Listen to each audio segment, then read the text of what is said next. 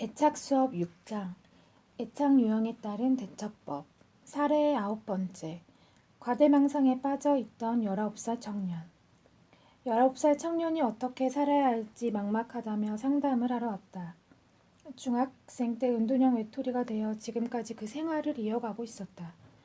사람들 앞에 나서기가 고통스럽고 쉽게 지치고 무기력해져 해가 중천에 뜰 때까지 잠을 잤다. 방송통신고등학교를 다니고 있지만 졸업할 가능성은 거의 없어 보였다. 아버지는 성공한 건축가여서 청년의 가족들은 호화로운 저택에서 화려한 삶을 살았다. 청년은 중학생 때는 공부를 잘했기 때문에 집안의 기대를 받으면서 자랐다. 하지만 어린 시절부터 독선적인 면이 있었고 다른 사람들처럼 해야 한다는 요구에 반발을 느꼈다. 특히 성적 중심의 학교 생활에 반감이 커서 교사에게 야단을 맞은 뒤 휴학을 했고 중학교는 졸업했지만 고등학교는 일반 고등학교가 아닌 방송통신고등학교에 들어갈 수밖에 없었다. 그 후에는 긴장이 완전히 풀린 채 생활하고 있었다. 여러 상담 기관을 찾았지만 상태는 좀처럼 나아지지 않았다. 혹시나 싶어 발달 검사를 해보니 공부보다 예능에 소질이 있고 일상생활 능력은 평균 수준이지만 작업 속도가 느리고 기억력이 떨어지는 등 발달에 편중이 있었다. 부모님에게 결과를 알려주며 상당히 힘들게 노력해서 명문 중학교에 들어갔을 거라고 설명하자 부모도 그동안 아들에게 무리한 기대를 걸었다는 사실을 깨달았다. 부모와 아들은 각각 상담을 받기로 했다.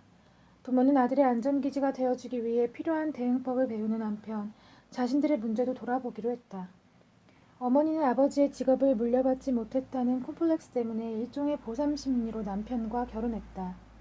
그런 만큼 아들은 자신과 같은 전철을 밟게 하지 않으려고 지나치게 강압적으로 키워왔다. 상담을 통해 어머니가 그 압박에서 벗어나자 아들은 조금씩 여유를 되찾았다. 아들은 상담 초기에는 유아기적인 과대망상에 빠져 있었다. 몇 달 동안 자신의 원대한 꿈을 아무렇지 않게 이야기했다. 하지만 내가 자신의 말에 계속 귀를 기울이고 맞장구를 쳐주자 초기에는 망상 수준이던 꿈이 점차 현실적으로 바뀌어 구체적인 계획도 보여주었다. 그래도 마음속에는 여전히 권위에 대한 반발이 남아있었고 특히 대학 진학에 강한 거부감을 드러냈다. 어린 시절부터 인류 대학 진학을 가장 큰 목표로 삼고 자라다 보니 본인 나름대로 저항하는 셈이었다. 아들은 결국 자신의 수준에 맞는 대학을 골라 입학시험을 치르기로 했다.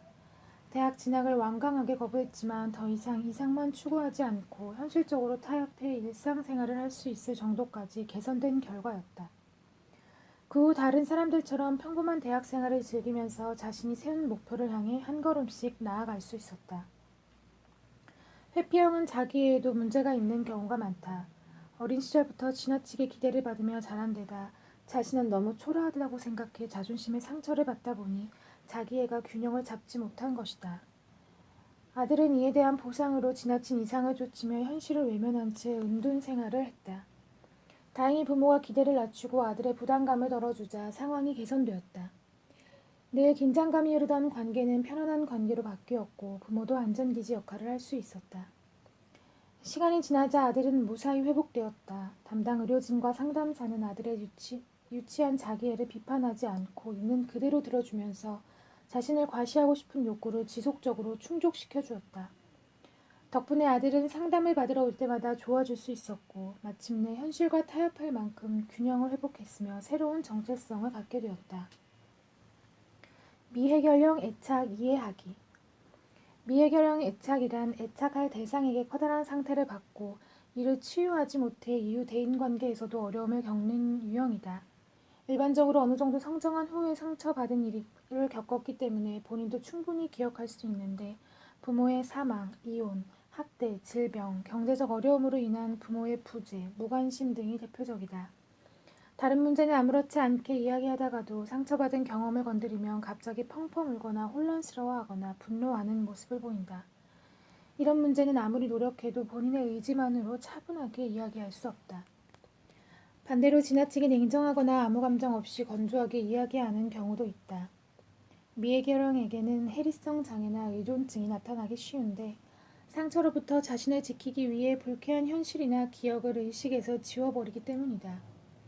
미해결형은 과거 인격을 위협받았던 경험이 많은데 사람들이 불쾌한 현실을 잊기 위해 음주, 폭식, 도박, 게임, 쇼핑, 섹스 등에 집착할 때 이들은 그 기억을 아예 지워버리는 식으로 자신을 보호한다.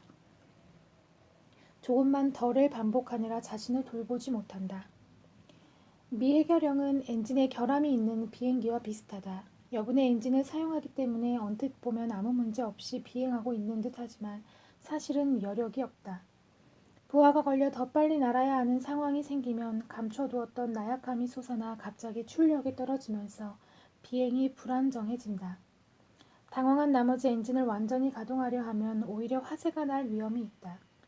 이들에게는 너무 깊은 상처가 깔려있기 때문에 보통 사람이라면 평범하게 대응할 수 있는 일에서도 자신을 제어하지 못하거나 폭발할 수 있다. 미해결형이 애착을 안정시키려면 돌아보는 능력이나 상대방을 배려하는 능력을 키워야 하지만 이들은 당장 눈앞의 문제만 생각할 수 있기 때문에 순간적인 판단이나 충동적인 행동을 하기 쉽다. 그래서 관계가 악화되고 주변에서 도와주기도 어려워진다. 또 도움을 주고자 하는 사람을 오히려 공격하거나 거부하는 경우도 있기 때문에 그런 반응에 휘둘리지 않는 숙련된 전문가의 도움이 필요하다. 미해결형은 두 가지로 구분할 수 있다. 첫째는 미해결 집착형이다.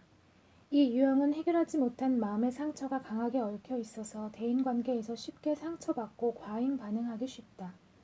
그러면서도 고독을 견디지 못해 늘 의존할 사람을 찾으며 의존 대상이 생기면 항상 매달린다. 그러다가 자기 뜻대로 되지 않으면 의존하는 대상을 공격한다. 부모와의 관계 또한 불안정한데 겉으로는 좋은 관계를 연기하지만 부모를 만날 때마다 자신이 사랑받지 못하고 있다며 낙담한다. 둘째는 미해결 회피형이다.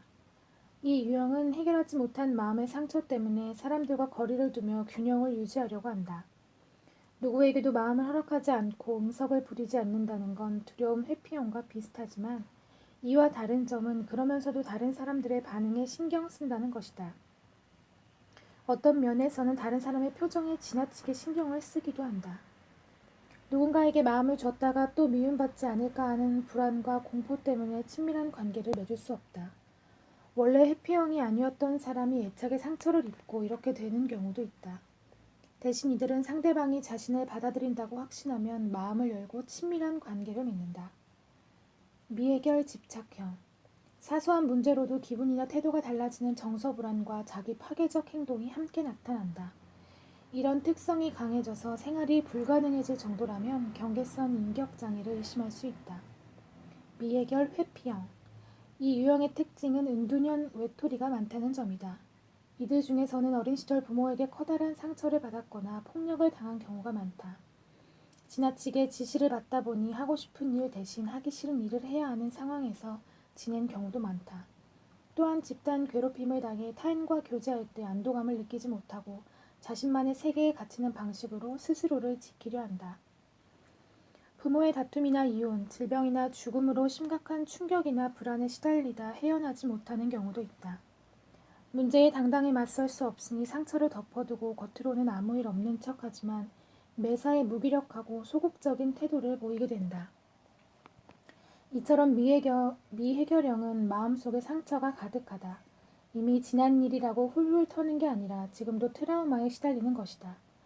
부부나 부모 자녀 관계에 문제가 있을 때 이런 상처가 재발하기 쉬운데 애착을 안정시켜 다시 앞으로 나아가려면 과거의 상처를 잘 치료해야 할 뿐 아니라 지금의 애착 관계를 바람직한 방향으로 개선해야 한다. 사례 10번째. 어머니의 우울증 때문에 어른 아이가 된 고등학생. 고등학교 2학년 남학생이 어머니와 함께 상담을 받으러 왔다. 이 학생은 등교를 거부하고 방 밖으로도 나오지 않는 은둔 생활을 하고 있었다. 어머니는 아들이 중학생 때 집단 괴롭힘을 당해 학교에 가지 않은 적이 있기 때문에 이번에도 학교에서 무슨 일이 있었을 거라고 의심했다. 한편으로는 최근 급증하는 발달장애가 의심스러워 검사를 받고 싶다고도 했다. 발달장애 검사 결과 가벼운 편중이 보이긴 했다. 하지만 에고그램 검사에서 AC 지수가 매우 높다는 점이 신경이 쓰였다. AC란 부모의 표정을 살피며 기분을 맞추는 아이라는 뜻으로 부모에게 지배당하면서 자란 이른바 어른 아이들의 대표적 증상이다. 남학생은 어느 정도 활기를 되찾자 직접 어머니에게 이야기를 꺼냈다. 어머니는 아들이 4학년 무렵부터 갑자기 불안을 느끼며 우울하다거나 죽고 싶다는 말을 자주 했다. 아들이 중학교에 입학한 이후부터 증상이 더욱 심해졌고 최근에도 종종 그런 행동을 보였다. 그는 어머니가 걱정스러워 학교에 있어도 마음이 편하지 않았고 어머니에게 무슨 일이 생긴 것은 아닐까 싶어 초조했다. 학교 생활에 흥미를 잃던 차에 어머니의 불안한 모습까지 보게 되자 자신도 모르게 현실을 외면하고 싶었던 것이다. 이 학생은 어머니의 증상이 개선되자 빠른 속도로 안정되었다.